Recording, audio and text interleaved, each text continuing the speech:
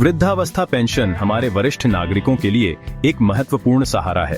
वर्ष 2025 में इस पेंशन प्रणाली में कुछ नए और महत्वपूर्ण बदलाव किए गए हैं।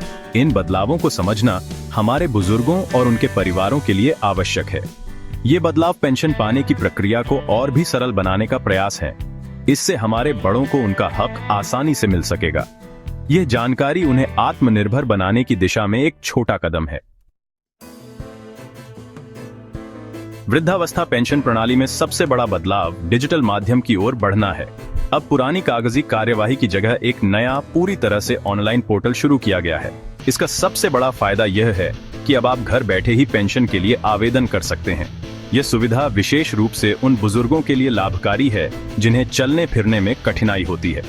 इससे समय और ऊर्जा दोनों की बचत होगी। नया ऑनलाइन पोर्टल बहुत ही उपयोगकर्ता के अनुकूल बनाया गया है। इसका अर्थ है कि इसे इस्तेमाल करना बहुत आसान है, भले ही आपको कंप्यूटर की अधिक जानकारी न हो। पोर्टल पर सभी निर्देश सरल भाषा में दिए गए हैं। कुछ जगहों पर चित्रों और संकेतों का भी प्रयोग किया जा सकता है ताकि प्रक्रिया और भी सुगम हो जाए।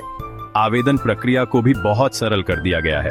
पहले जहां कई अलग अलग फॉर्म भरने पड़ते थे, अब उनकी संख्या कम कर दी गई है। प्रश्न भी स्पष्ट और सीधे पूछे गए हैं ताकि कोई भ्रम न हो।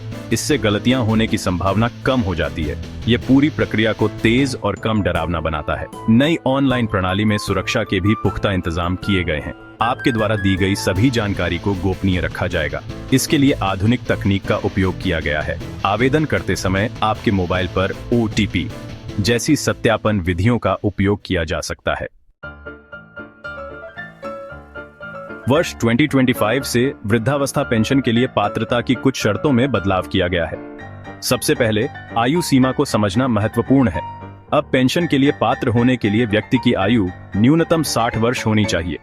कुछ विशेष श्रेणियों जैसे कि विधवाओं या विकलांग वरिष्ठ नागरिकों के लिए आयु सीमा में कुछ छूट भी हो सकती है। ये जानकारी पोर्टल पर स्पष्ट रूप से उपलब्ध होगी। दूसरी महत्वपूर्ण शर्त निवास की है। आवेदक को एक निश्चित अवधि के लिए उस राज्य या क्षेत्र का निवासी होना चाहिए जहां से वह आवेदन कर रहा है। यह अवधि सामान्यतः कुछ वर्ष होती है। निवास को प्रमाणित करने के लिए आपको उपयुक्त दस्तावेज जैसे कि आधार कार्ड, वोटर ID या राशन कार्ड प्रस्तुत करने होंगे। कुछ पेंशन योजनाओं में योगदान की भी आवश्यकता हो सकती है, लेकिन वृद्धावस्था पेंशन मुख्यतः एक सामाजिक सहायता योजना है। इसका अर्थ है कि यह आमतौर पर आयु और आर्थिक स्थिति पर आधारित होती है।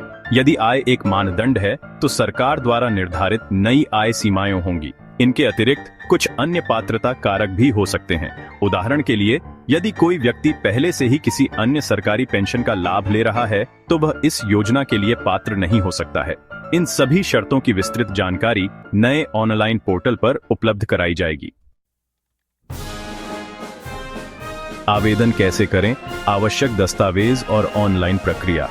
वृद्धावस्था पेंशन के लिए ऑनलाइन आवेदन करने की प्रक्रिया सरल है, लेकिन कुछ तैयारी आवश्यक है।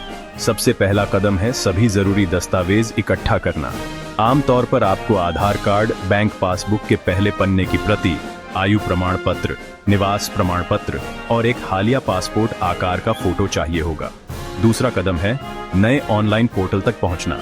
आप इसे सामाजिक कल्याण विभाग की आधिकारिक वेबसाइट पर जाकर ढूंढ सकते हैं।